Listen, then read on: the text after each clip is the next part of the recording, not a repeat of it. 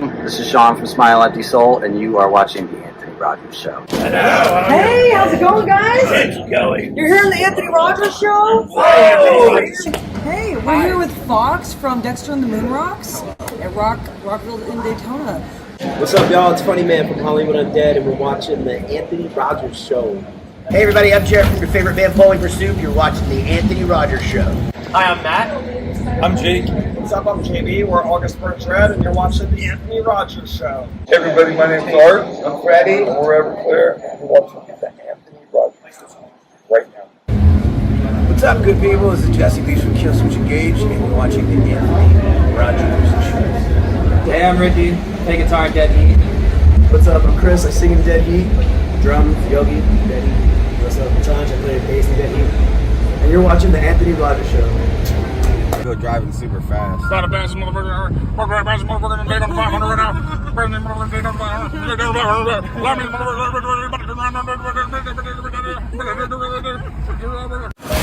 to Rockville, North America's largest rock festival returns in 2025. So, dude, so we're at Rockville. Like, what's going on, dude? Like, this is pretty cool. Hey, everybody. I'm Jared from your favorite band, Bowling for Soup. You're watching the Anthony Rogers Show. And bring back Madonna. Way before Nirvana, there was U2 and Blondie. Music still on MTV. Her two kids in high school, they tell her that she's uncool. She's still preoccupied. 1984.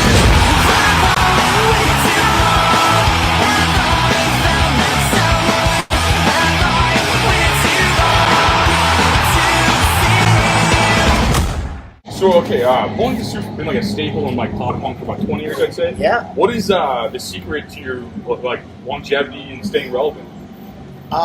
Just being awesome. That works well. Yeah, that's what I tell bands. You know, like, what's the secret? Just don't suck. You know, like, just be really good at what you do. And yeah, no, I mean, I think honestly, I mean, it's a testament to the fans, man. Yeah. You know, it really is. It's a testament to the loyalty of the people who like our band.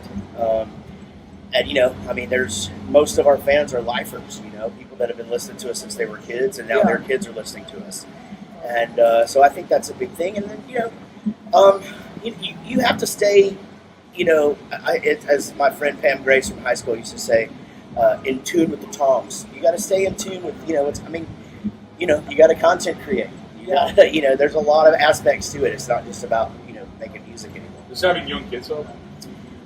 Yeah, I mean, I think some of it. I mean, you know, I still do what I would do anyway, and they, you know, I think I embarrass them at times, but in a fun way. You know, like I would love to embarrass my kids if I had any. I would probably get a lot of joy. Yeah, I mean, and it, you know, most of the time it's one of those things where they find the humor in it and they know what I'm doing. But yeah, I think it helps a little bit.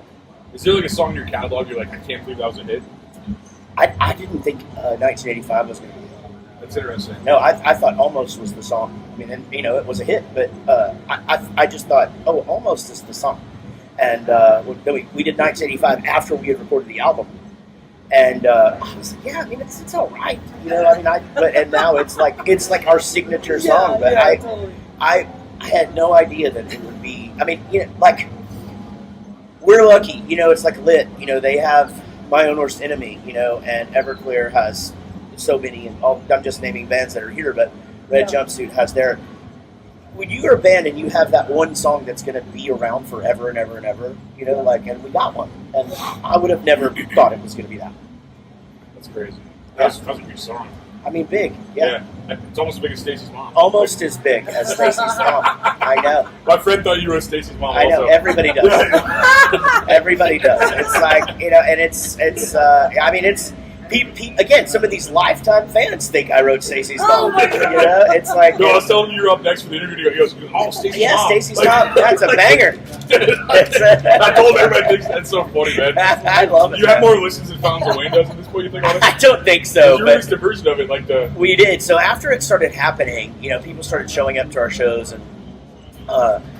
Yelling Stacey's mom, but then like making shirts and making signs and just like, and then coming up to me in the grocery store going, I am Stacey's mom, and I'd be like, tell Stacey hello. I don't know, you know, what that has. Anyway, it started happening so much that I was like, iTunes was new, and I was like, you know what, guys, I can cuss, right? I'm like, fuck it, let's just record it, and we recorded it and released it in December of whatever year that was. I mean, long ago, and we did 8,000 downloads, like legal downloads on iTunes in 1 month. Whoa. Yeah, That's big. yeah, and so it was crazy, and so, but anyway, I was friends. Adam passed away early in COVID, and but we were good friends. We wrote "High School Never Ends" together, which is a big Going Pursuit song. Okay, yeah. And so we were buddies, and when I sent it to him, this was his humor. He just answered me back, and he just goes, "It's so nice to hear our songs, but the vocals be in tune." And I was like, I love the self-deprecating humor. Like you wrote arguably one of the greatest pop. Well, he wrote "That Thing You Do," which I think is the greatest pop song. Yeah, wow, it's I love that song. Greatest pop song ever. That really is a great song. It's so good. I love the movie too. My god, yeah, it's so good. Is a band known for their humor? So is there ever time that you had to hold back laughing on in a situation like an interview or like on stage or something like that? No, I pretty much show my cards everywhere. I'm pretty much me. No matter what. The good thing about being in a band that's sort of like known for the humor is that we sort of get away with a lot of stuff. I think a lot of times, certain bands would say certain things on stage or whatever, and people would be like, "Whoa," but with us, people are like, "Oh, it's just the fat guys from Texas. They're fine," nobody gives a shit. How do you feel about political correctness in general? Do you think it's gone a little too far? Of course, yeah. I'm a stand-up comedy fan, and so it's killing comedy, dude. It We really love is. stand-up Yeah. so funny. Yeah, and my favorite comedians are like Anthony Jeselnik and people that really just don't give a shit what anybody thinks. It And seems so upbeat for such a dark comic. Yeah. That's crazy. Like, you seem like a really upbeat, good vibe guy. Yeah. If you say Jeselnik, it's crazy to me. Yeah, That's interesting. Yeah, Jeselnik is really like one of those dudes you just go, there's a lot of shit going on in that guy's mind. He is dark, but I just that's my kind of humor, and so I remember he came. This is funny. Me and my wife took another couple that we were hanging out with for a while, and our kids were friends, and I was like, "Hey, we're going to go see Anthony Jeselnik. You want to go?" Now, understand this. He's really offensive, like really offensive. And she goes, I'm cool as long as he doesn't do anything like about kids or anything. Oh my God. First 30 minutes is about dropping babies on that tour. my 30 minutes on dropping babies. This poor woman was just, that's the last time we ever did anything with them. Yeah. That's crazy. Really trying not to laugh. Yeah. Oh my God. I like, So I do think, and I hate it because I find myself watching what I say now, and I used to not have to do that. Yeah. And I hate that. But what are you gonna do? I'm doing like the opposite. I think like smoking a lot of weed, I was like very conscious of all that everything. So now I stopped smoking weed, I'm just like way more unfiltered. Yeah. I do the opposite. Good. You should be. We need more unfiltered people. Yeah. Yeah, I think so. Free speech. Yeah. What's your perspective on being like a family man and a rock star? It's a very rare thing, I think, in music. What's something we may not know about that? Yeah, a lot of my peers had kids later, Right. and they're a lot of them were already in big bands. And I had my daughter. My daughter was born the day we got nominated for a Grammy. Wow. Yeah, and so it's like the day. She's a Grammy baby, right? Wow. And so her, I was still in the grind, and trying to be a dad. It was before FaceTime and before all of that. So it's gotten a lot easier, most of, my drummer now has, my bass player has a 3-year-old at home. And so, they FaceTime twice a day. And so he's there and being involved in it. So, it's a decision that you have to make. Some people, I do a show called Rockstar Dad Show with Gary. Oh. And, a lot of the dads that we have on are like, yeah, I fucked up. I wasn't around. My kids have forgiven me, or they haven't forgiven me, or whatever. And it's a conscious decision that you make. And I decided I was going to be there for my kids. And you manage it well for a rock star. I think thank you. You talked about your wife already, brought her out, and then you have kids. And it's very rare in rock. It's usually like a degenerate kind of thing. You seem like you have values. It's good to see that. Yeah, man, I do. And I've always done the rock star stuff. You know, I lost a life along the way, and but I hold the family stuff very, very near and dear. You know, and I'm proud of my children, and I'm proud of to be a married man, and I like my life, and I have a really good balance between the two. You know, I closed down a Hooters last night, but I'm still a dad. What's the secret to managing both those roles? You just have to have the right mindset. You know, you have to put priorities. Yeah. That's the secret. Yeah, that's the secret is priorities, and values is what my therapist would say. You know, you're That's rare these days. right? Value. Moral integrity. Yeah, it's just what is it that you want in your life, and how valuable is that to you? You know, like yes, you could go out there and bang a bunch of chicks, but you're probably going to lose your wife, and your older kids are going to get pissed at you because of that, and then what? And then bad example. Now you're not. Now your youngest son isn't with you full time. You know, so you have to just keep that in mind. You know, and so yeah, and I got a lot of that out of my system. 53. I don't have the energy to be like a young soul. Thank you, brother. Thank you. But yeah, I don't have the energy to be a rock star anymore. Well, I think if more people thought long term, they would be so degenerate. Yeah. Being a degenerate is a very short term thing. Yeah, it's I assume it's like heroin, right? It's an immediate gratification, and you feel terrible after you do it. Yeah. There's nothing about it after the fact. You don't, it's like you can't brag about debauchery. Yeah, Really. You can, but you sort of look like a dick. Yeah. No. Totally. Yeah. Right. And so it's like I don't know. You hear the stories of oh yeah, we destroyed this hotel room, and you're like, it sucks for the maid, Yeah, who else is affected by that? Yeah, right, exactly. So funny, yeah. You never get that perspective. Yeah, right. That's great. Yeah, again, I'm not saying that I didn't destroy a few hotel rooms. Right. But it's not something that I'm proud of. Right. But Speaking of that, what's the craziest thing you've ever seen or experienced on tour? Kind of typical question. Yeah. I've seen some shit. I've seen some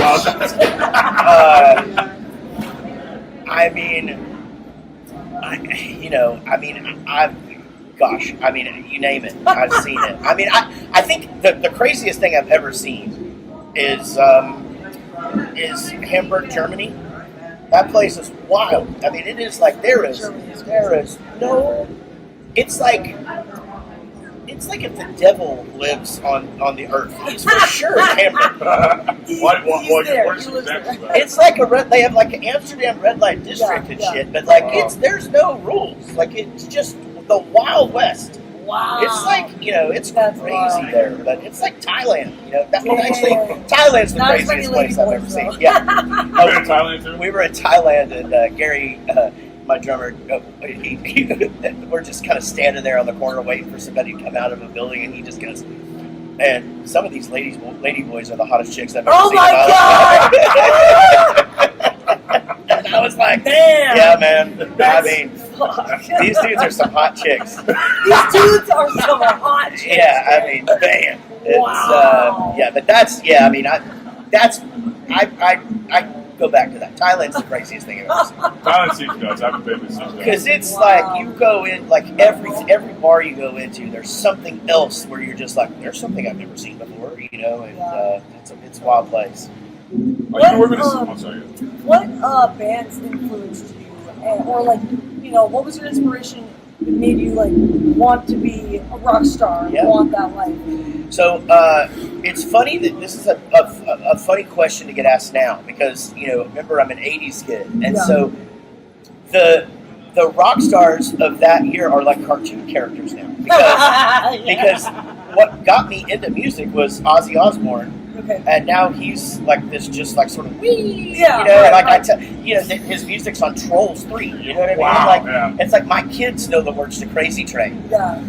And then the reason I started to play music, what I wanted to be a rock star is when I first saw Motley Crue on TV and I saw Tommy Lee and I'm like, I want to be Tommy Lee. Yeah. And there's another cartoon. That band is a cartoon of themselves now or whatever. People are like, really? But yeah, no, I knew exactly the minute I heard Ozzy, I asked for a drum set, and then I saw Motley Crue, and I was like, that's what I want to do. You play the drums also? Yeah, I'm actually an educated drummer. So I played drums in school, actually took lessons. I'm a self-taught guitar player, so I play a lot of stuff wrong, but I do it fairly well. Well, you tricked them. Awesome. Yeah. But yeah, that's just it. I play wrong, but it sounds okay. So No one can tell. Like, what's also new about your band, I think you've had the same crew for years. Yeah. Like, what is it kind of like a family dynamic, I guess? Definitely. Yeah, my crew are basically members of the band. Let's say if somebody invites us to go do something, they're like, yeah, man, you guys can just jump in our car. I'm like, oh, well, there's 9 of us. So and we'd be happy to go. We want that, but I'm not going to go if everybody can't go. Right. It's always been like that. It used to be, when we were a bit of a smaller organization, it would be like, hey, if we're getting shoes, everybody gets shoes. Like if we're getting clothes, everybody gets clothes. But there's between 9 and 11 of us now, and so I get it. I'm not as strict about that. Like we've all got sunglasses coming from this new company or whatever, and I didn't make them give the crew sunglasses. but yeah, no, I treat everybody like they're one of us. Everybody's equally as important. We eat off the same plate. We drink from the same refrigerator, and everything. We stay in the same hotels. We sit on the same airlines. It's so important. It's awesome. It's like whatever you put out is what you get back. Yeah. They care. I mean, they care as much as we do. And I understand that the product that we're about to put on that stage isn't just. It may start at my kitchen table with an idea for a song, but it's everybody. It's everybody to get it here, to get it up there, and to present it. It takes the whole team. What is your process for writing these relatable hits? Like, I mean, what is your kind of process like? I write like I talk. So, and I grew up listening to country music, and so I love telling stories. Yeah. And so I'm a storyteller, and I also think something that's a little bit different about me than a lot of people is I enunciate really well. And I'm a people know what the hell you're saying. People know what I'm saying. So you must hate mumble rap.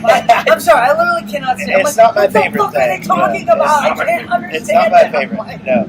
What is the point of this? It's funny that you said Ozzy was your inspiration and you enunciate. Right, I know, right? Yeah. He used to be able to enunciate somewhat, right? Yeah. A little bit, yeah. Actually, you can't understand. But he sings like he talks. You can't understand what he says. Yeah. Do you have like an anchor, like to keep you like grounded in all the success you've experienced? Like, well, I mean, again, having a crew that is there all the time to hold you, I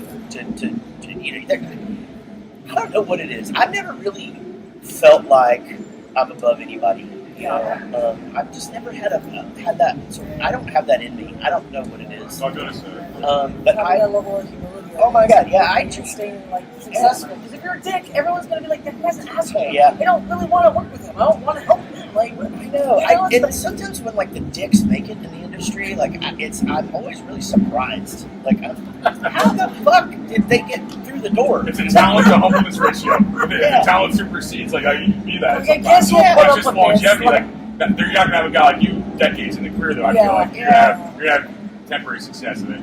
Yeah, I honestly, I treat everybody as if, honestly, it's just the age-old shit, right? It's all like the easy rules that we learned growing up. You treat everybody like you'd want to be treated, And, I was lucky enough to meet some musicians when I was a kid that we had a club that would do matinee shows. So the bands would come and they'd play the bar on Friday and Saturday nights, and then they'd play again on Sunday. And you got to go as a kid, and they were all so nice and kind. And these are dudes, that dressed up like Motley Crue and Poison, and they were all really, really nice to us and stuff. And I was very lucky to have experienced that, because even Pantera back in the day, when they were still a glam band, they were really kind and nice to you when you talked to them and stuff. And so I think that's always just been in my head, because I remember every one of those interactions. Yeah. And so I say this to my crew all the time too, hey, when we walk into a place,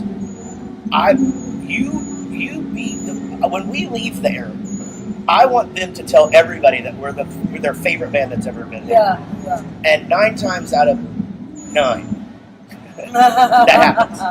Because my crew are kind to people. They help them, like if there's something broken, they fix it. Yeah. And that's the thing. I hear a lot of positive stories about your fans. Like they'll say you made your day, give them a pass up front, or come backstage, whatever terminology. Like you made a lot of people's days, like by reaching out to them and just talking to me in person. Really. Yeah. We'll never I hear a forget lot that. of stories It about sticks that. with them for life. That's the thing. You know what I mean? And I feel like, oh man, I don't know what to say. Just being genuine and kind is like, there's nothing worse than meeting your hero and being disappointed and finding out that they're a piece of shit. It kind of ruins your whole idea of who you thought they were. I definitely wouldn't like that. Yeah, I would not. That's another thing. So like the band guys, I'll say, I remember every musician I've ever met. Yeah. So it's not lost on me that most people that meet me are going to remember that. Yeah, totally. But I wouldn't even say that I have to really put on a face. It's just who I am as a person. Yeah. If you ask, my tour manager who's standing right over there, you ask him, he spends more time with me than probably anybody except my wife. And I'm like this all the time. You seem authentic. Yeah, I'm just, I get tired. You said I look exhausted. I'm exhausted right now. Yeah, I closed out a Hooters for real last night. Oh my god. Yeah, it was great. And they have delicious wings, guys. Yeah. And wings there? yeah, I've heard. Whoa. But, yeah, man, I think that's a big part of it. Speaking of food, like you do Chuck E. Cheese, and I love their pizza. It's so good. You're Chuck E. Cheese, and I love Chuck E. Cheese pizza. I'm telling you, it's people that talk bad about that pizza they're full of shit. They have no idea what they're talking about. They haven't tried it. They're you know what I mean? Like they're just like, oh, it's got to be bad. It's so good. I love it. I legit Who love cares it. if it's in a child's casino? How does that work being Chuck E. Cheese? They like pre-record everything, I assume, and it's not live, I think. So just it's voice acting, I guess. It's voice acting, yeah. Okay. So it's the same thing I do for Phineas and Ferb, or I do a bunch of toy commercials during the Christmas time, and I do like those jib jabs on the you like send somebody at 4th of July, like I do those sometimes. The cards open? Yeah. Okay. Yeah. So I do some of those sometimes, and so I'm a voice actor as well. Very cool. I'm not like super active anymore. Like I don't go do auditions and stuff because it's a super saturated world. Oh, okay. When I first started, it was sort of taboo for A-listers to do it, and now because my voice is so high, I basically have to beat Charlie Day or Jack Black, and I'm like, I'm never going to beat those guys. Like, you know what I mean? Like they're the best at what they do. And so it just isn't worth it. I know I'm not going to win. Yeah, that's a crazy variety to career. That's awesome. Like, how long have you been the voice of Chuck E. Cheese? 15 years. Wow. Okay. That's crazy. Yeah. So they saw those animatronic things? I think only one store still has those. I used to love those things. Those were Me honestly too. That was my favorite Those were thing. kind of honestly. What, you loved it as a kid, and now you're Chuck E. Cheese? I am telling you, it was my favorite thing. That's crazy. I could sit there and watch those animatronics They're awesome. the whole time. And I loved it so much. But now the mouse is more animated now. So like he's on the screen. Oh, okay, got it. Yeah. Yeah, I'm all like this. It's because, this is the thing, is because of our phones and things like that, and kids, their attention spans, they can't just sit and watch. I imagine like the puppet industry is really hurting right now. Oh my god! What was the last time you saw a puppet show? That's what I'm saying. Like I don't even think Kermit could really just sit there on a screen and hold their attention. There's no way that could be a thing. That's why they canceled it. Yeah, there's no way. Right. Exactly. Right. Yeah. We need reels. We get in the real game. Exactly. Big Bird needs some reels. Yeah, like that's just it, right? What was the website before Reels? Everything was like 15 seconds, 7 seconds, or whatever. Oh, Vine. Vine. Oh my god! What happened to Vine? We got bought out. Twitter bought it and just closed it. Oh my god! Yeah. I used to know Vine. I know, it was so great. Yeah. Me and my daughter, she was like 8 or so back in the Vine days. She's 22, just graduated from college. Nice. I know, but we loved making Vines, and so She's my biggest fan. She watches my TikToks and comments on them and stuff. Nice. Are you at, like going national? I mean internationally, but speaking nationally, like, what are some good like barbecue spots like throughout the United States? Like, what are some spots that I should know about this traveling stuff? Well, first of all, when you come to Dallas, you need to go to Tinder. Okay. Because it's freaking great. Tinder? Like Tinder. It's like called. the dating app? No, it's a barbecue place called Tinder. That's what the app is. I swear. I swear it's for barbecue, man. Yeah. Oh my God. But yeah, Austin is really the spot, man, Nice. for barbecue. I mean, Austin, okay. Austin is and then there's a place. Dave, what's the place that I played? It starts with the SH. The barbecue place. It's like your favorite. Shooters? Not Shucks. No, Schubert's? Shoopers or something. I'm gonna text you this. Okay. Because you have to try it. Okay. It is so flippin' good. It's like in the middle of nowhere, Texas, like south of Waco, right? Yeah, it's around Waco. Yeah. Okay. And holy shit, is it good? I'm gonna have to. Like you make a fool of yourself there. You know, like you just walk out going, "I'm embarrassed." You know, I'm embarrassed. You're out of Nashville, right? No, I live in Dallas. Oh, okay. Yeah. Okay, so you know the Texas one. That's awesome. Yeah. Yes. So you know the theories behind barbecue, right? So Texas is all about the meat. Yeah. Kansas City's all about the sauce. Yeah.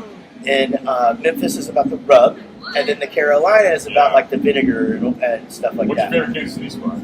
Kansas City, I don't really have a favorite spot there, but I eat it. You know? Joe's?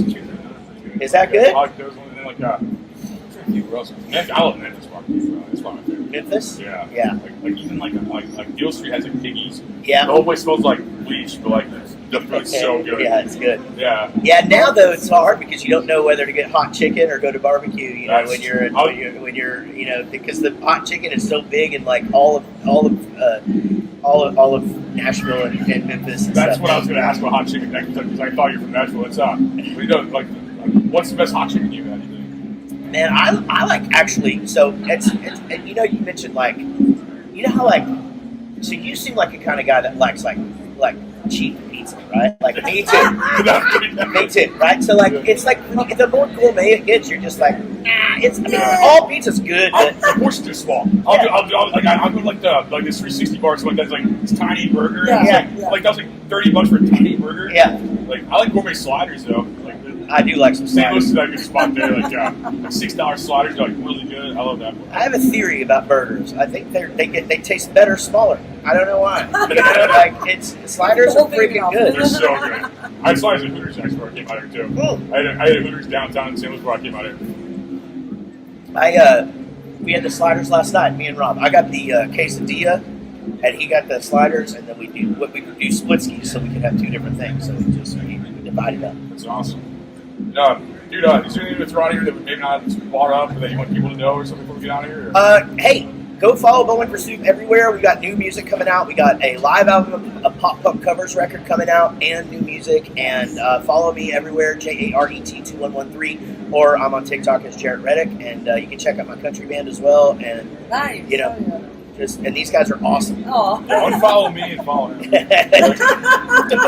Dude, you're in the million category now. I know. It's about you. It's about you. It's awesome. That's what I'm saying. Unfollow me and follow him. Like, He's We have too many followers. He's in the million club. well, thank you for your time, man. Thank you, going man. backwards in your career and being on this show. I appreciate the charity. It's the least I could do. He's actually on probation for his son's papers. It's part of his probation. Thanks for it, brother. Yeah, man. Thank you. How's it going? This is Sean from Smile Empty Soul, and you are watching The Anthony Rogers Show.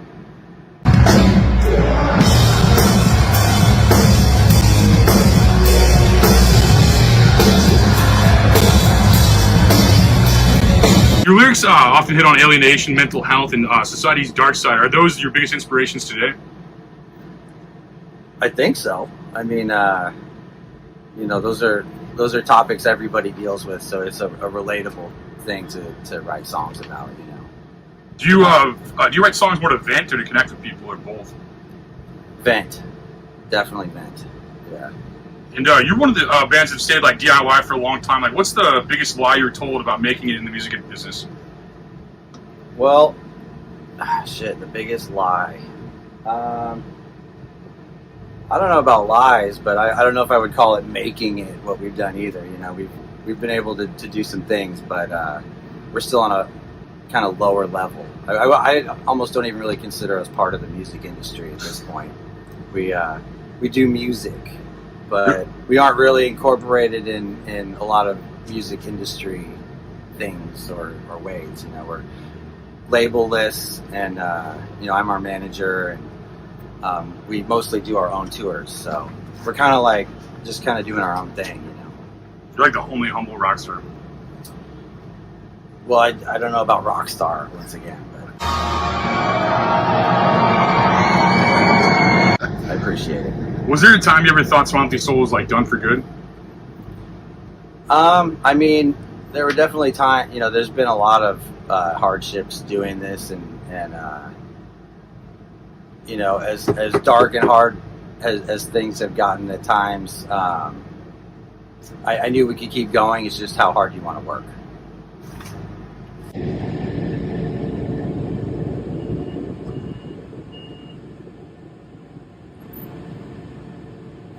Oh, I can't do it anymore.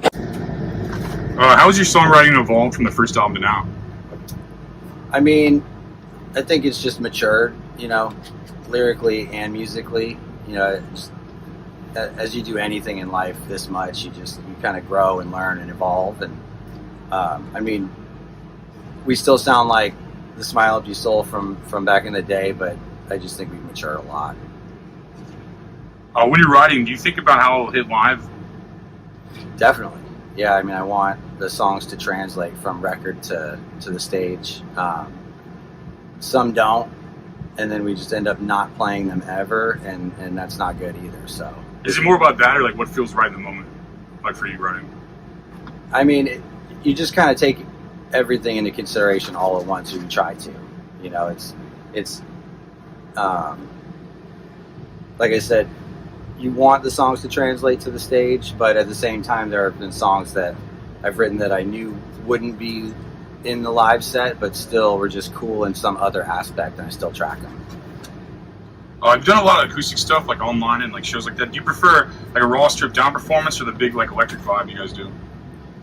Both are fun in kind of different ways. It's fun to do an acoustic thing after you've been doing a lot of full band stuff, just to change it up, change the pace.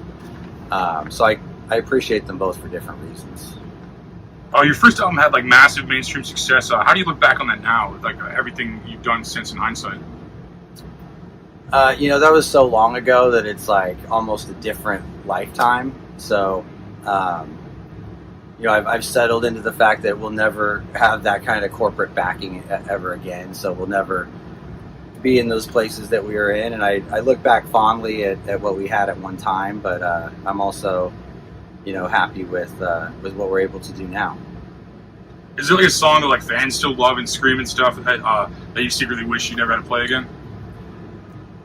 All of them, yeah. All of the old ones. No, I enjoy playing all of our songs, but I mean, some of the songs from the beginning that we have to play every night, you know, sometimes it's not the funnest to play because you've just done it so much, but at the same time, those songs receive good response, so it's great in that sense, you know.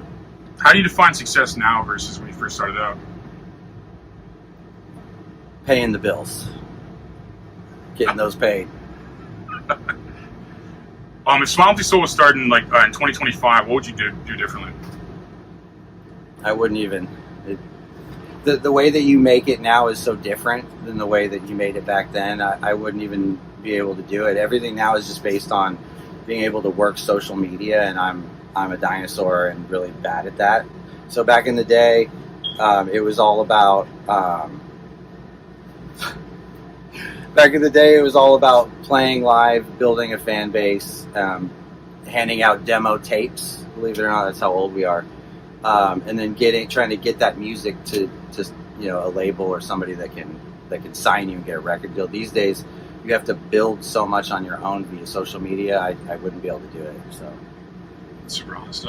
What's a crazy show experience or fan experience that still sticks with you today? Like out of all the years you've been doing this. Fan experience? Well, one time, way back in the day, I got a call from my dad, and he told me that he had just talked to my ex-girlfriend on the phone for 45 minutes, and that she was pregnant with my kid and going to have the baby. And he called me. We were about to do an acoustic radio performance, and I was just like, oh my God, like my world was freaking out. So then after the radio performance, I called my ex-girlfriend. I was like, what the fuck? And she was like, what? I don't even know what you're talking about. And so as we kind of peeled back the layers to figure out what had happened, it was this weird psychotic fan of the band that had gotten my drummer's mom's phone number and my dad's phone number, and had been actually calling my drummer's mom for like weeks, having these long conversations with her, and then called my dad and had that conversation with him. And then after, I think she called my dad again, and my dad busted her and told her he knew. And then she said she was coming to one of my shows and was going to kill me. So that's fucking that one crazy. always stands out. Yeah, I bet. How do you deal with that? Like, I mean, you just try to laugh it off, I guess. that's nuts, dude. Like, what's something about you wish, or what's something about you people would be shocked to know? I mean, I'm basically a hermit. I don't like to go out to big crowds, you know, be around a lot of people. Like, I don't go to shows unless I'm playing the show, you know. That is crazy to think about how you just like played for like a bunch of people here, and then like you don't even like being around people. On stage is different than being in the midst of all, you know, rubbing elbows with a bunch of people. It's difficult for me to do. Do you still get nervous? Not really. You know, I used to get nervous in the very beginning, but I mean, we've been doing this for 22 years now, so not too much. If you could collaborate with anybody, alive or dead, who would it be? Collaborate? I don't know. I mean, I never really thought about that too much. That's an honest answer. Of course. I guess Chris Cornell. Chris Cornell? Yeah. Cool. Would you prefer to collaborate with him alive or dead? Dead. Oh, what's the biggest misconception about you?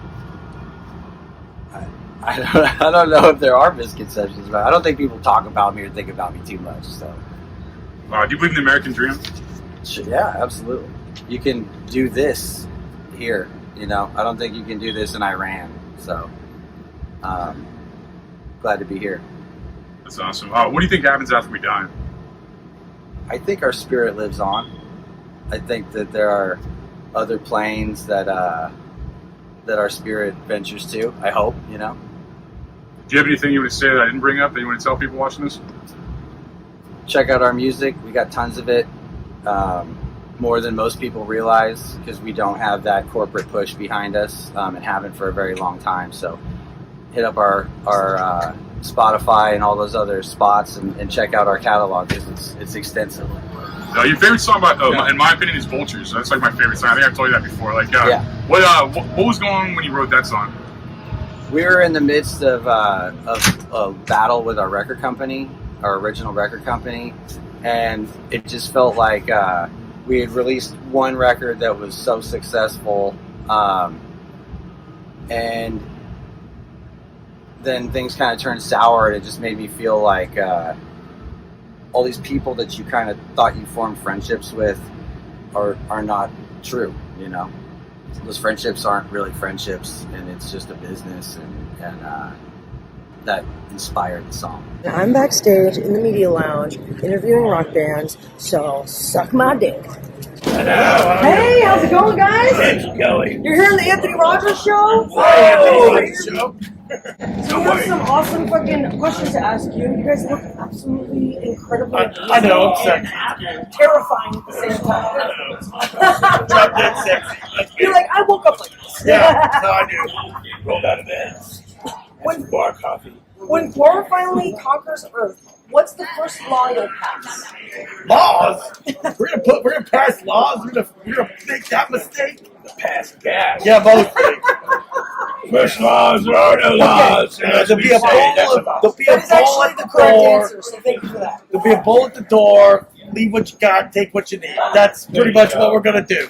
It's gonna be it. Which human celebrity is the most deserving of public execution? Donald J. Trump.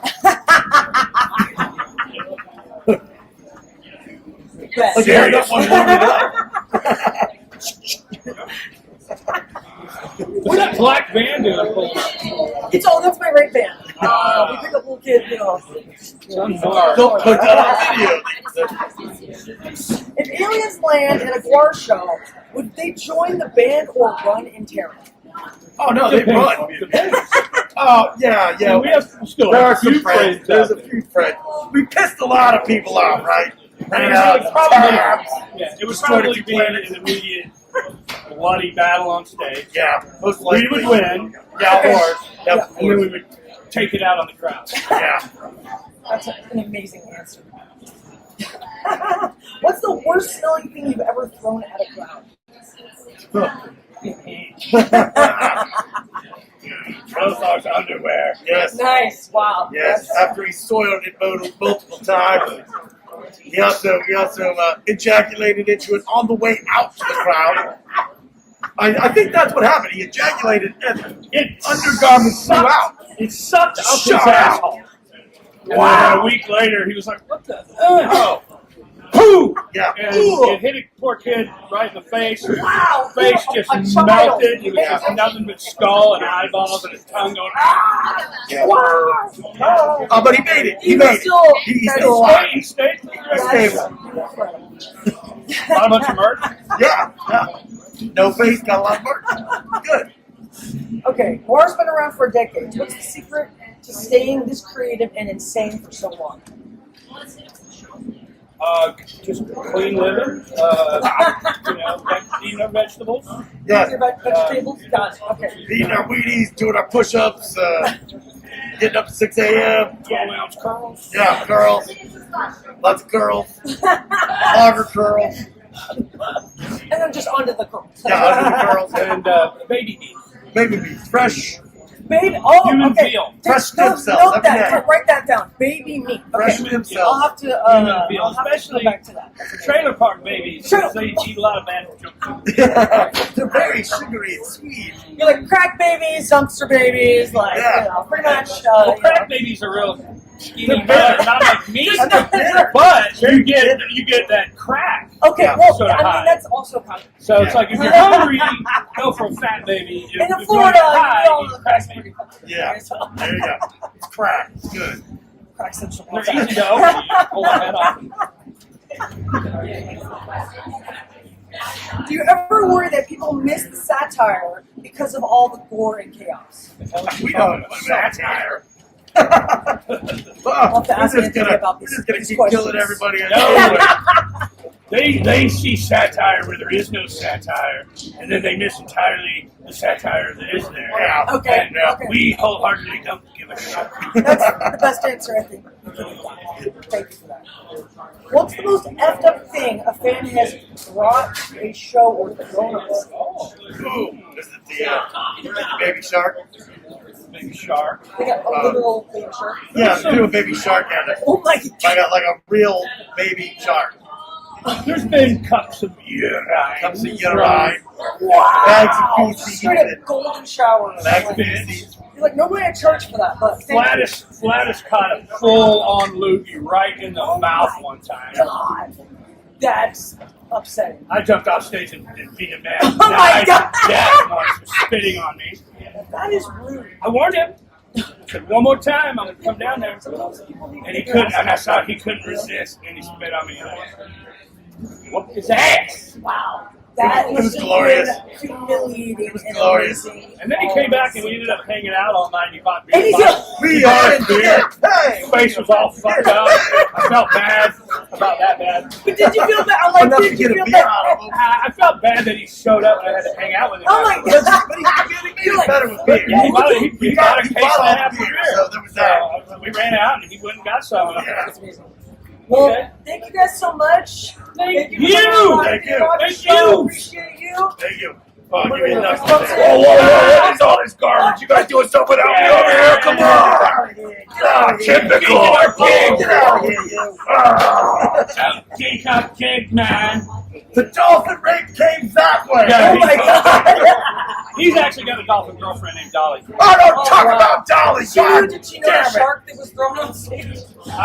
We didn't know the shark was thrown on stage. You could smell it. It was dead. You smell it. It was dead. It was very gross. I mean, we did have sex with somebody. It was dead. I mean, as long as it was dead, I guess, you know. It didn't I fucked up and went through the wrong end. And oh my! It didn't say anything. So it scars.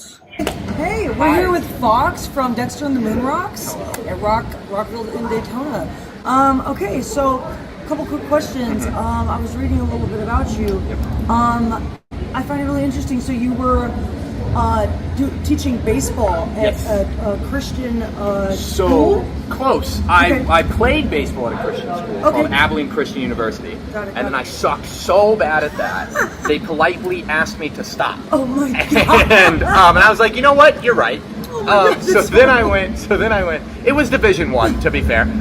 So then I went and I taught baseball as like a side job to make money because I was super bored. And then I went to law school. I graduated a year early, went to law school, dropped out immediately. You're like, fuck this shit. Well, because the band started. Yeah, the band started taking off, and I was like, I don't really want to read contract law while I can go play music, and that's way more fun. Absolutely. So, absolutely. So, like, what are your spiritual beliefs? Are you still Christian? Like, what are your beliefs about spirituality, God? Like, you know, that's interesting. I'm a universalist. I think the church is really productive for people who need like structure and community, and I think you can find that in plenty other. I think you can find that in Islam. I think you can find it. I think you can find it anywhere. Yeah. Just as long as like you have something that grounds you and makes you feel comfortable, then I'm kind of like, hey, all power to you. That's awesome. Yeah, my friend ordained me in the Church of the Flying Spaghetti Monster. Oh my god! So I was I know like, exactly so you can only legally marry someone if you're a pastor in the Church of the Flying Spaghetti Monster in New Zealand. That's amazing. So if you're ever in New Zealand and you need someone to marry you, I'm your guy. That's really funny.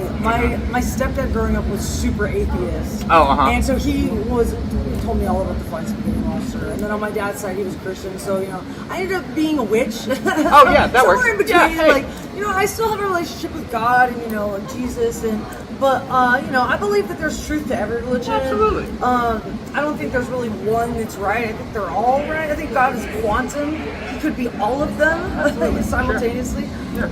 So how did your spirituality influence your music career at all, or like was that just something that you were like, this is what I want to do? I mean, and just kind of followed your dreams? I think I owe a huge like debt of gratitude to like the church I went to. Shout out Arbelon United Methodist Church in Fort Worth, Texas, because they gave me a place to play every Sunday. Yeah. So that's awesome. that's how I learned how to play drums. Wow, was so cool. at my youth group when I was in 6th grade. I joined from 6th grade to senior year of high school. Okay. Because that's how long the youth group, like, you know, if you went to college, they were like, leave, you're old. Go to normal church. And so, good life, loser. so I would play, you know, 4 songs every Sunday. Nice. And that taught me a lot of how to keep time, how to write a song, perform in front of people. Yeah, wow. And so that was like a huge part, because if I didn't have that, because I taught myself how to play drums, so I wouldn't have had any other way to like experiment and try anything like that. So it was a huge help. Yeah. That's really cool. Wow, that's awesome. So how many festivals have you done? Man, probably like 7. Okay. We're like we just started doing festivals last year. Okay. So still, I think we've only been together for 2.5 years as like Dexter and the Moon Rocks. Right. So still kind of like a new band. This is our first time playing a festival in Florida. First time we played ACL, I proposed to my fiance, which was pretty cool. Because we're from Texas, so that was like a big festival for us. Yeah. She We part of the Flying Spaghetti Monster. No, she's not. We headlined a stage, so that was super awesome. Wow, that's so cool. And so I proposed to her after we played. God. Wow, that's really special. But we're still hoping to do like, you know, we haven't done La La yet. We haven't done Bonnaroo. I really want to do like Innings and Rocklahoma and some other. So there's some cool ones, but it's pretty cool to be here for the first time at Daytona Speedway doing that. Yeah. So how's it feel like having manifested like your dream and like actually being able to play on stage for thousands of people? Pretty fucking sick, man. You know what I mean? Yeah, that's pretty awesome. cool. beats teaching kids baseball. Even though I love kids and I love baseball, and I can't wait to have kids of my own and teach them and do that whole thing. But If there's any like kids or young people watching right now, what are some words of advice for people who want to either do what you do or just people that want to follow their dream and oh man, be successful? Yeah. 90% of life is just showing up. So if you just show up and do it, if you're scared, do it scared. I know it's so cliche, but like if you just try to get 1% better every day, eventually it's gonna work out. There's a great American aquarium song, and it's the harder you work, the luckier you get, which is the most true shit of all time. What is it? It's I got you with another cliche. Hard work beats talent when talent fails to work hard. I'm full of them. I just got a bunch of dictionary. A bunch of coach speak. So yeah, there you go. Well, before we wrap up, thank you again for interviewing with me.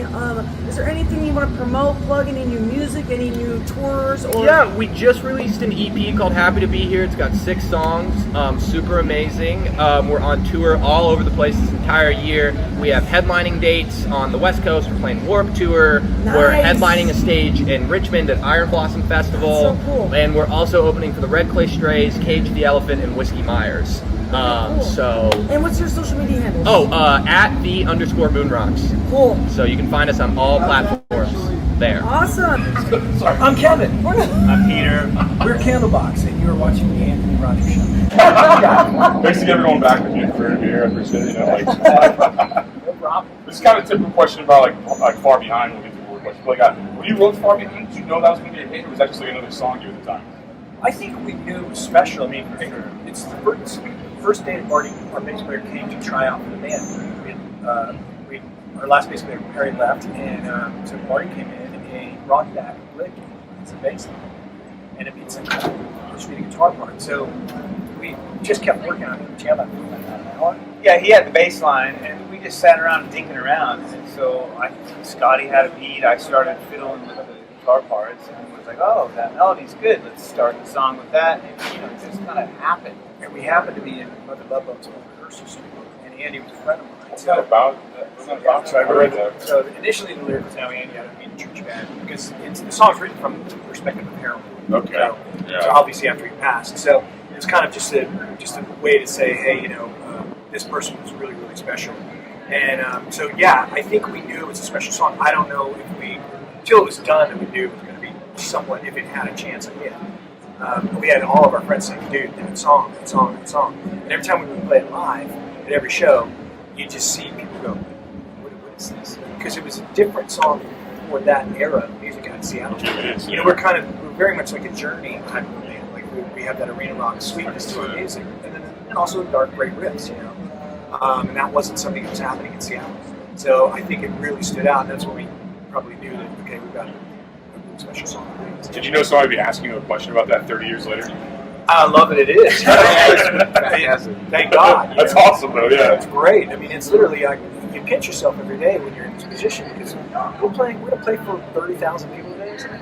I don't know. That's 100 to 200,000 people. Well, I hope at our set time they're all here, but depends on what state. But that's a great fucking thing for us. Yeah. I'm so proud of that, for ourselves, and proud to be the band we are. What time are you guys on today? 3:35. 45. Very cool. Did you what do you think was your secret to lasting this long in the industry? Like when a lot of people, 1, never make it, and 2, don't last. What do you think is your secret to success and longevity? I guess. It's the music, and Right, song. Kevin's kept the band alive when it fractured there. So really, the fuel to the whole machine is that first record. It just keeps it going. Fortunately, thankfully. Yeah. And we're super blessed that this has happened to us. That's very humble. Yeah, it's like you dream about it when you're a kid, right?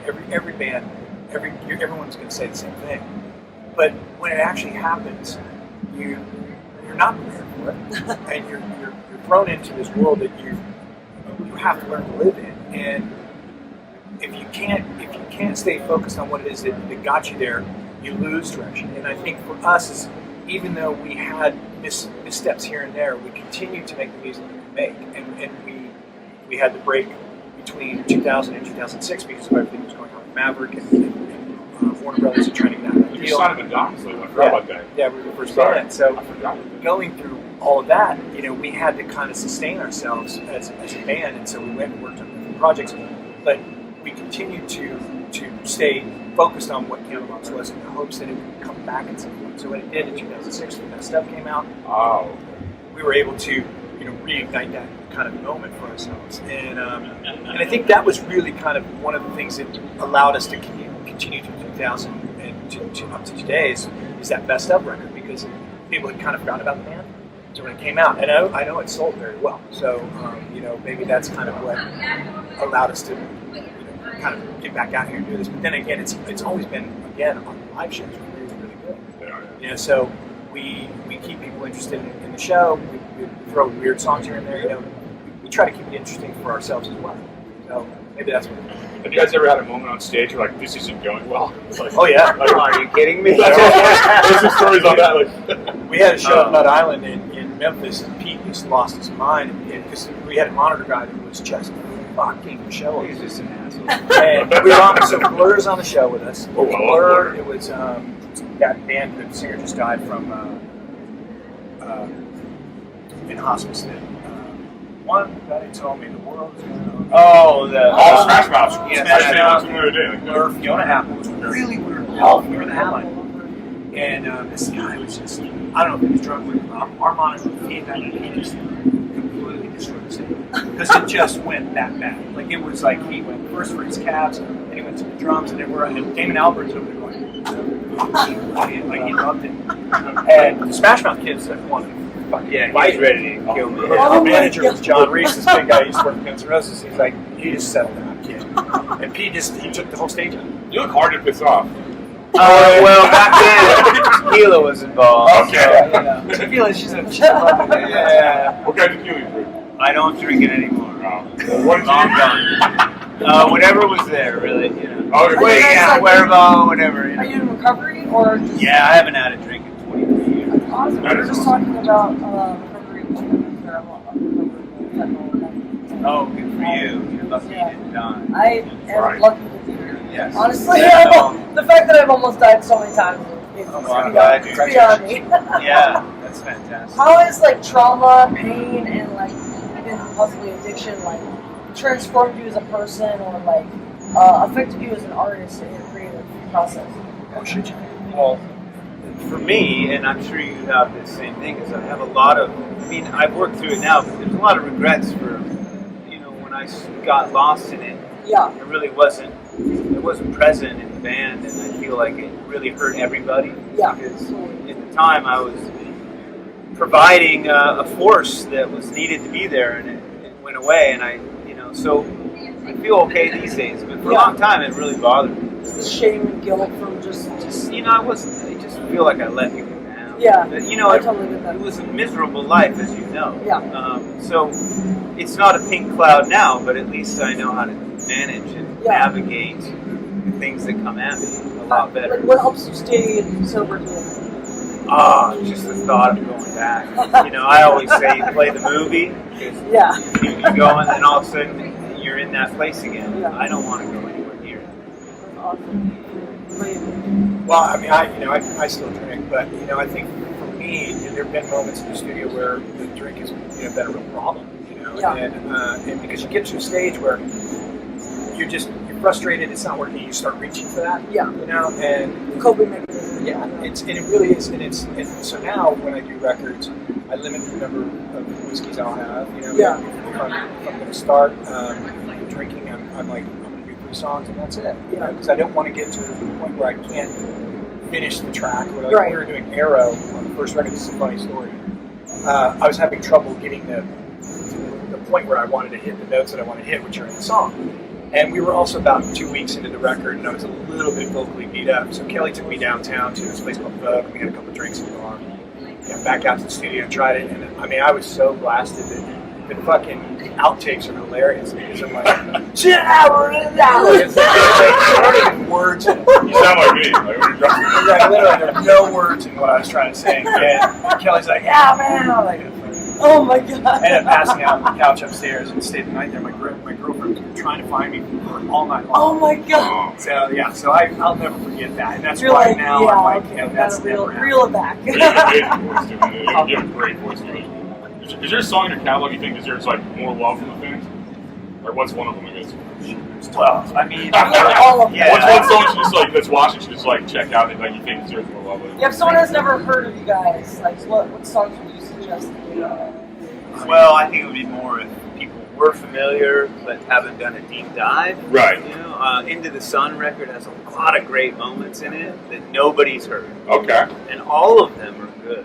You know, this band has prided itself on trying to not have any fillers. Yeah. Like to make sure everything is strong the whole way through the record.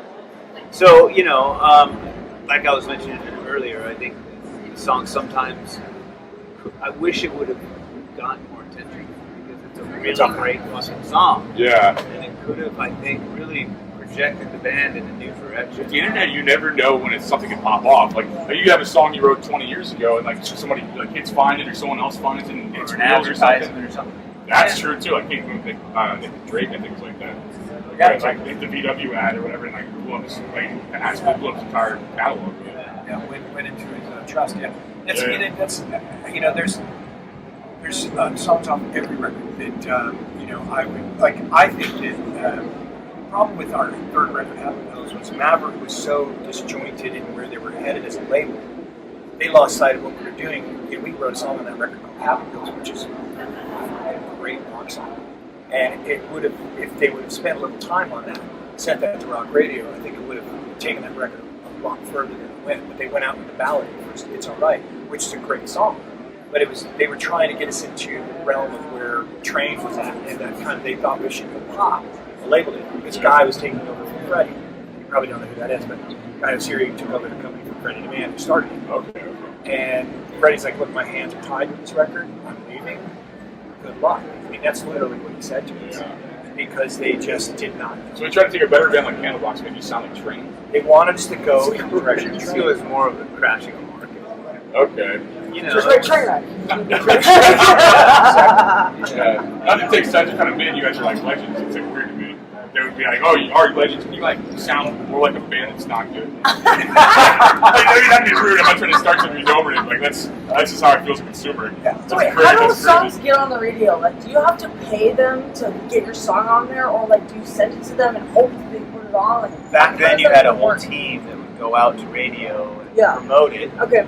We don't know if they paid people or not. Well, they paid him a lot of times, like, oh, we'll buy you 20,000 koozies, and you know, we'll give you some sponsorship dollar for your next event. So Yeah, that yeah, was yeah. the payola worked that way. Right. Back in the 70s, Off the it was, record. back in the 70s was cocaine. Well, yeah, obviously not.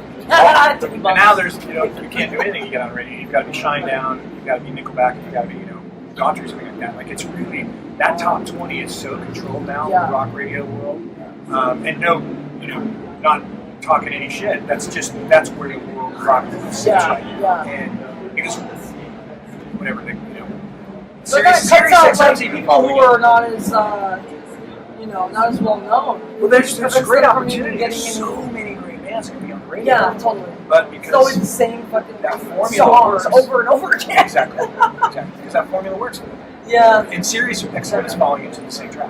Really? Yeah, Oh, because that's playing the same shit over and It's over. more about getting you guys on like Spotify playlist, Which has been great. Ali Higgendorf put us on one, and that really helped launch our last record. You know, it's that kind of stuff is great. Yeah, Because people love Spotify playlists. Yeah. And we do very well with it.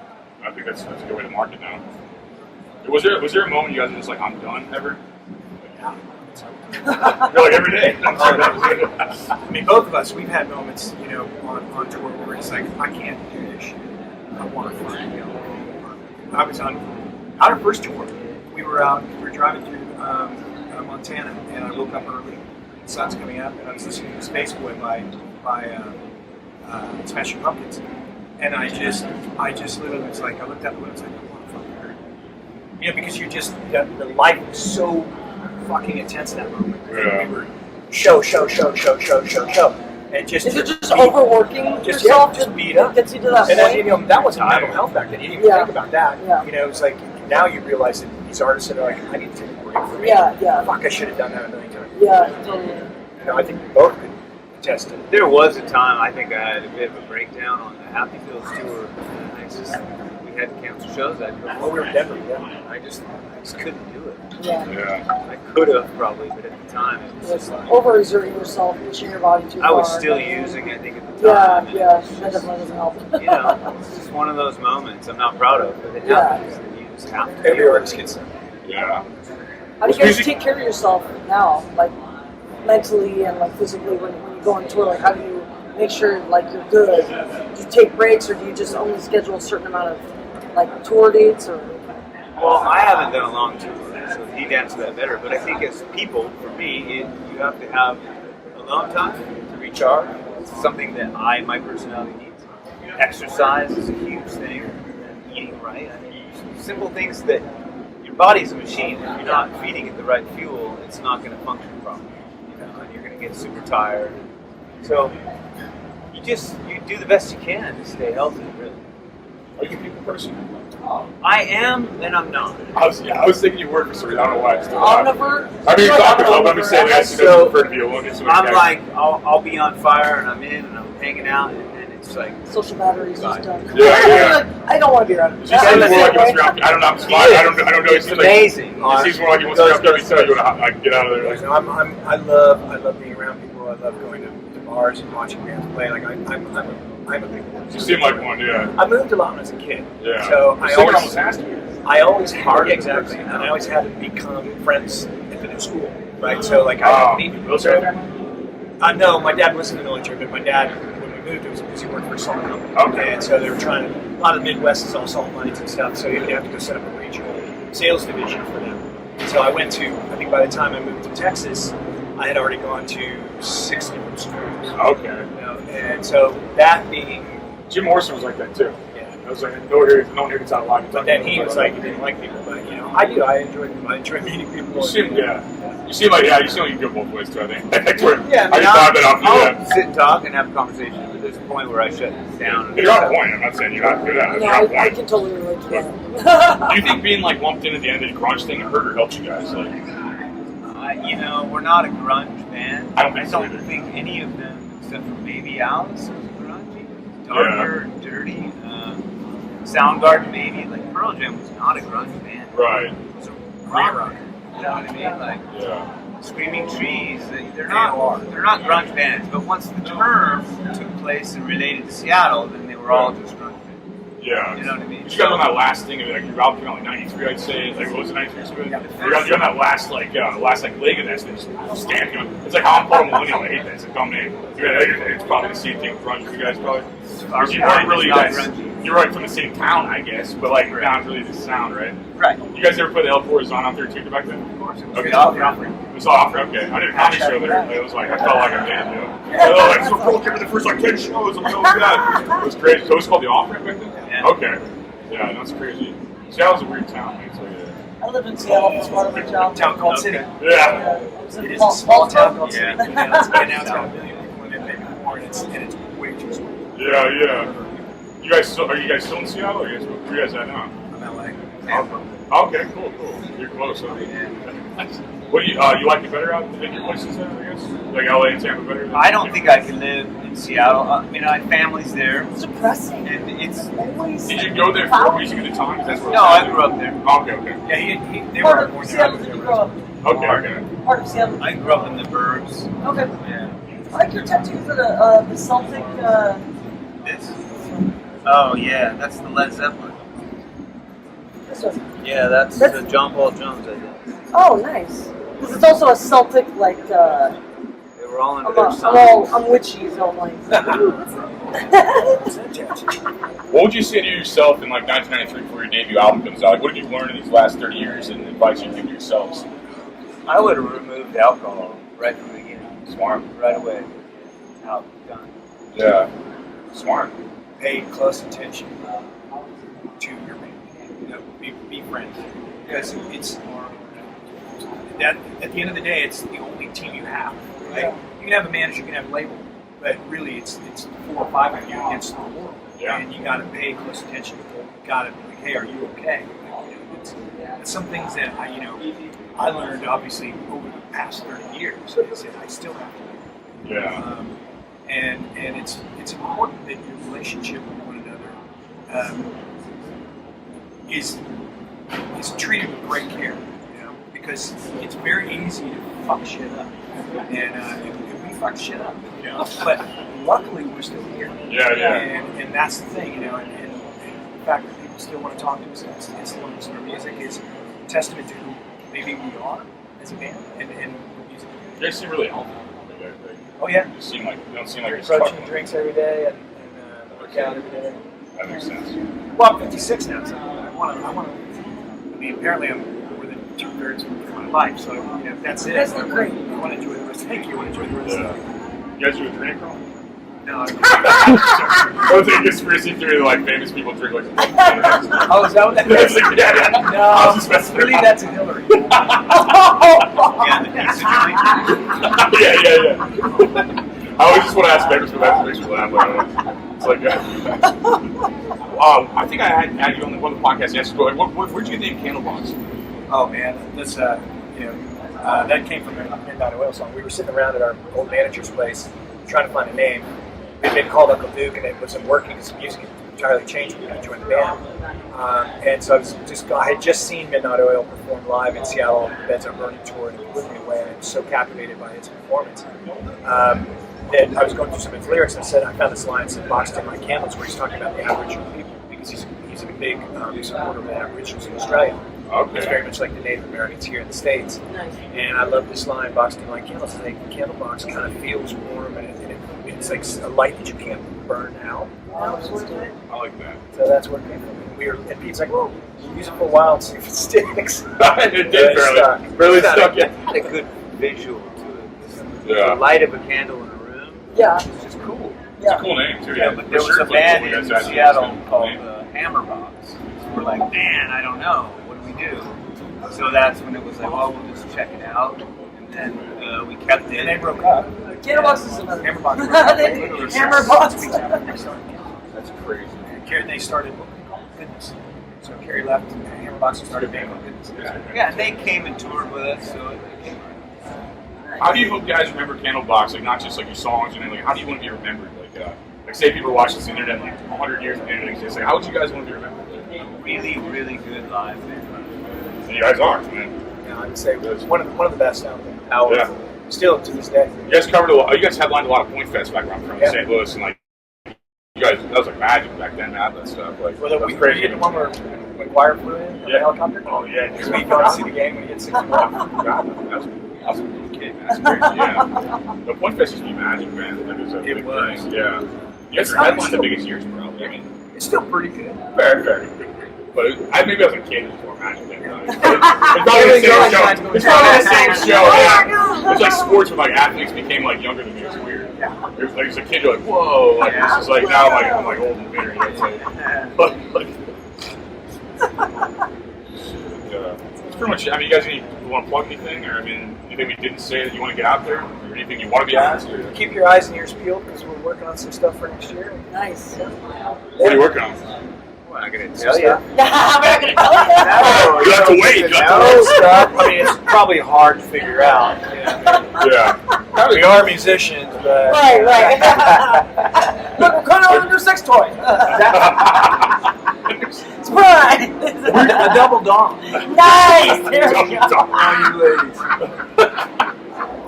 All you ladies. I knew it. Kind of, I guess, a weird question. You guys are from Seattle. They're like, what do you guys think of Nirvana? Okay. I didn't know if it was like a competitor or a good vibe. I love every Seattle band too. Yeah. Okay. No, like, I don't like that. It's all awesome, better, bigger. I mean, we saw so many bands. Like Love Battery, Blood Circus. The list goes on and on. Yeah. There's so much great music. You like the Melvins? Love it. Yeah. I love Envy. Okay. Tad's one of my favorites. All that. Seaweed. We took those guys in the punk band. We took those guys on the road. Like, it's all about the love of the music. Yeah, there's so many like good bands in that thing that weren't like mainstream, like Nirvana, Pearl Jam, or Candlebox. So, Guys, we played with Sweetwater. Okay. Green Apple Quick Step. Yeah. Great bands. Easy. Best dresses in the world. I mean, Yeah. great fucking bands that no one ever fucking heard. I like Bloodhound a lot too. They're fun. Yep. That's like kind of underrated band, I guess. Mark still works Green at River. All those bands ended up becoming, like Green River became Mother Love Bone. Okay. Pearl Jam. Yeah. Wow. So there's connections from early '80s all the way to Next Stone and Jeff were here.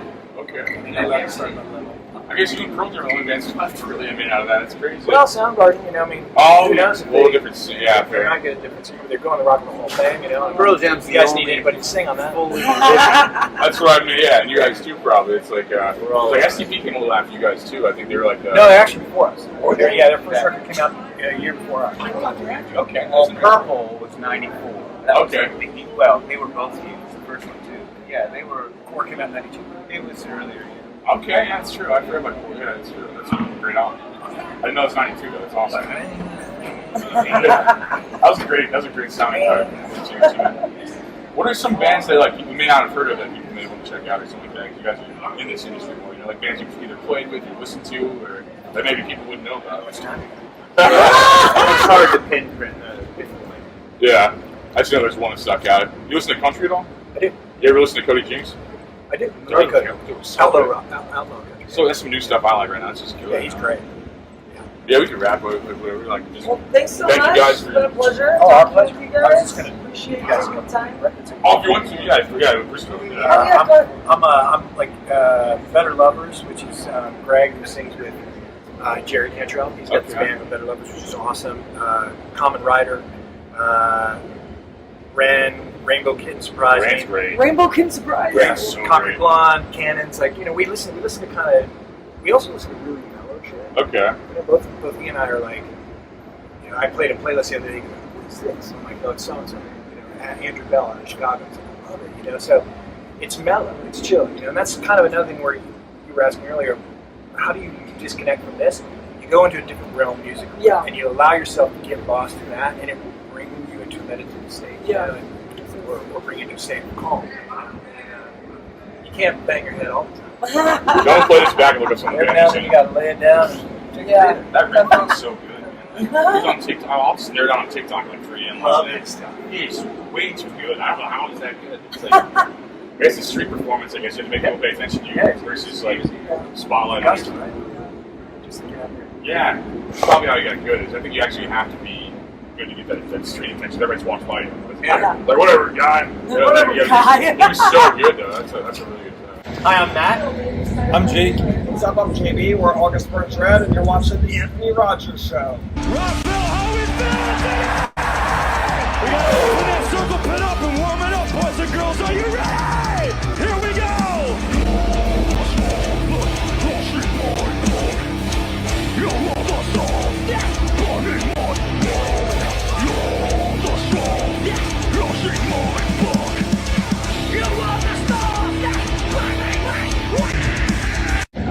Kind of cheesy question I'm interested in. It's like, how did you come up with your band name? Wow. Super typical question, but it's Yeah, it's a good question. Yeah, I just wanted to This dates back. 2020 or 2003. Our old singer John Hershey had a dog named Red, Irish setter, and we were in high school. We all kind of grew up together. And he had a girlfriend named August who he broke up with right before he went off to college, and she had a mental break and locked his childhood dog Red in the doghouse and burned the doghouse down and killed his dog. What? Oh my God! Is that a real answer? That's a real answer. That's crazy. Yeah, that's a real answer. That's crazy. I love that. It's crazy. So we're like, that's, yeah. Okay. I never know if I answered. I was just so happy that's what I was wondering. Like, people ask the same question, the answer was like, It's sort of a conversation stopper, too. Wow! I'm gonna go, actually. Yeah. This interview's over. Nice to meet you. I gotta go. So you've been pushing boundaries in metal for like 2 decades now. Like, what kind of keeps you inspired and evolving, like rather than just like complacent? guys want to handle that one? I mean, I don't want to do all the talking. Yeah, I mean, I guess that's I'll answer it.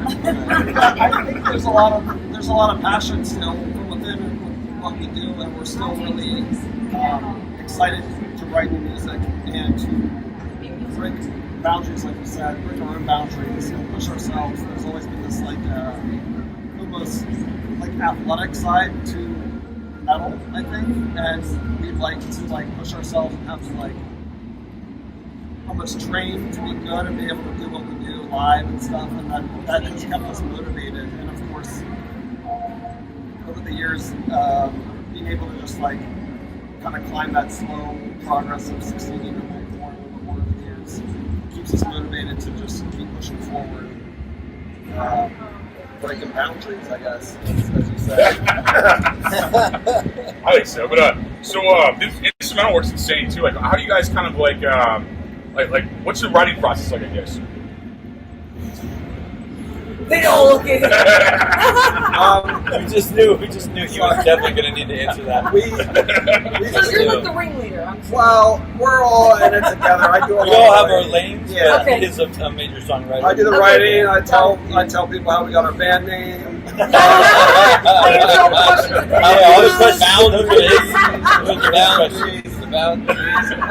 writing process is our bass player / guitar player Dustin Davidson and I write songs and come up with ideas and bounce ideas together. We come up with these structures to songs, and for years and years we just demoed them in an archaic Windows computer called Tablet, like a guitar tab program. But we're trying to kind of update our flow, and we're starting to demo stuff now, which is hilarious. 20 odd years in, we're now making our own demos. But and then Matt will go through and write his drum parts and spice things up a little bit. Once we get it all instrumentally created, Jake comes in and plays the vocals over and does his patterns and lyrics and stuff, and voila. Yeah, so you guys grew up together. Is that what you're saying?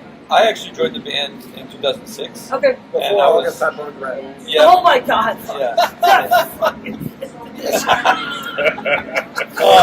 the mental image. I'm like, okay, oh my God. Oh my God. That's Got it, actually grammatically correct. It doesn't sound grammatically correct. Yeah. So I joined in 2006. Okay. I was living in South Carolina at the time. Got it.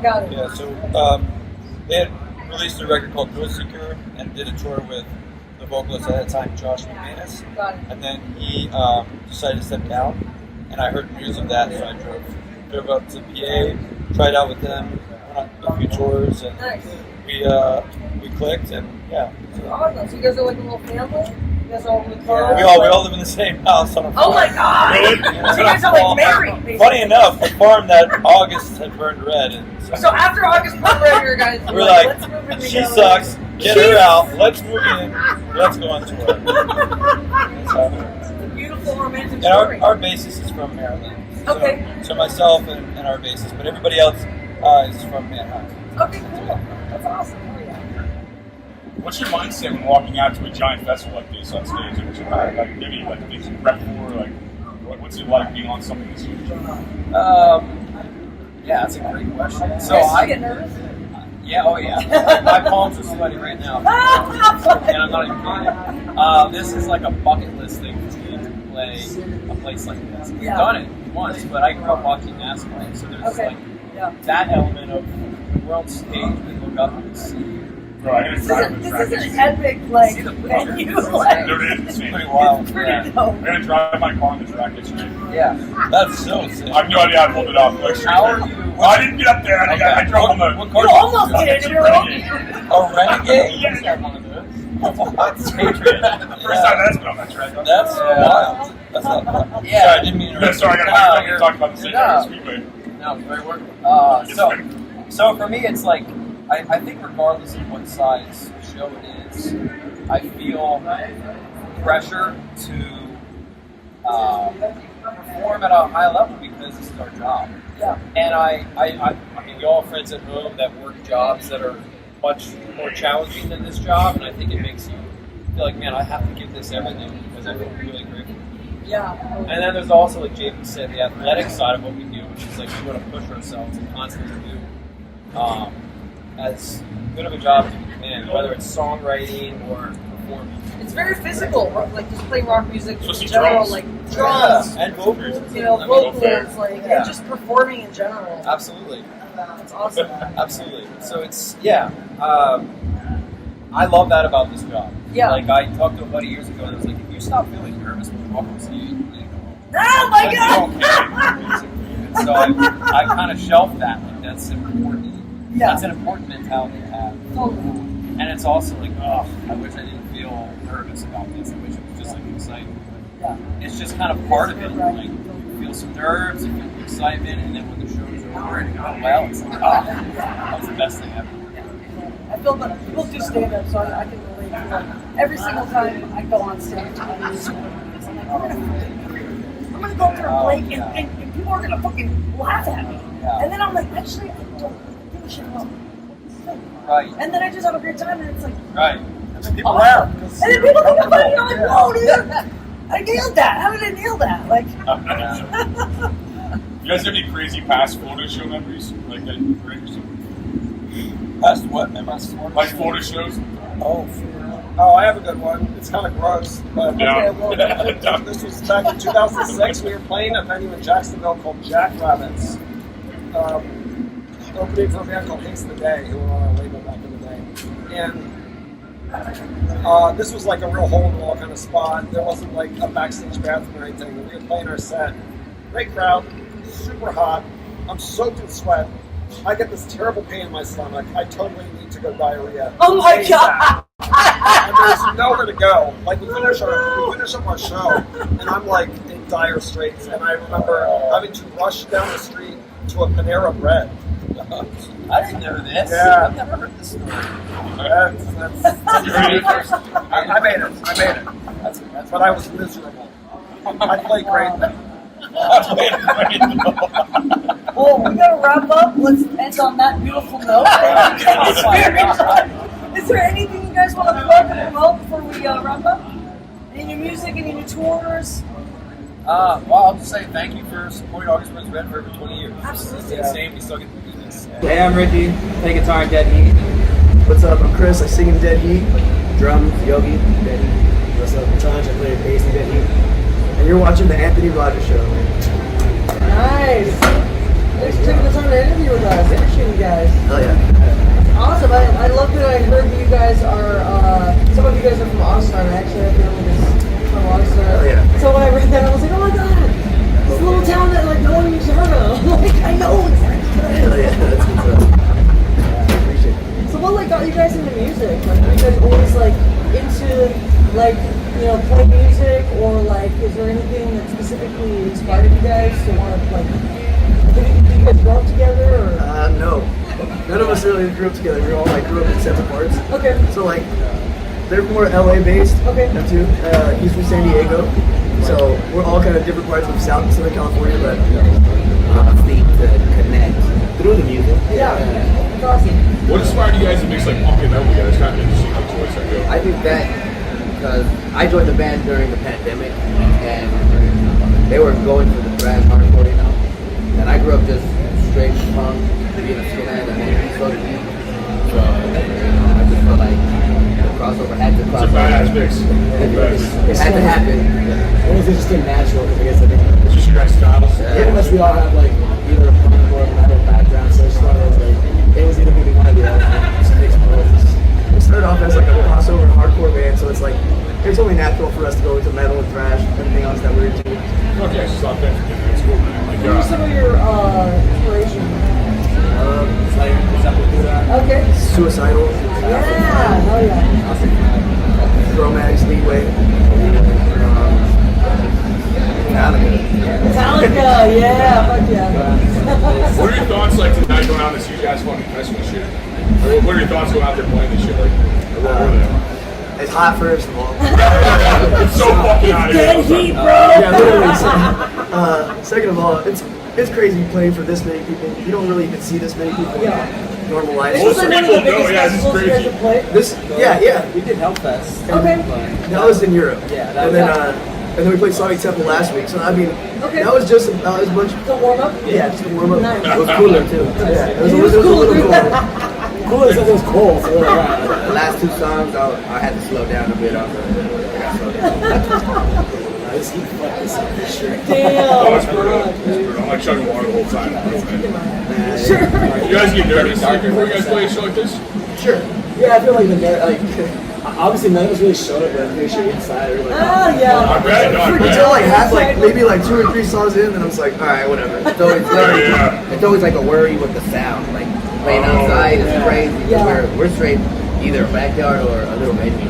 Okay. So being outdoors with legit stuff, you still can't hear anything. It's kind of nerve-wracking. Oh, I bet, dude. I bet. No matter how talented you are, you're still stuck in the sound guy. That's crazy to think about. it's a different beast. What do you guys think happens after you die? Oh shit. It depends. It depends on what you believe. What do you believe? That's what I'm saying. I believe in Jesus, so if I believe that I'm going to heaven, even though I'm a sinner and a bad person, I still believe in Him.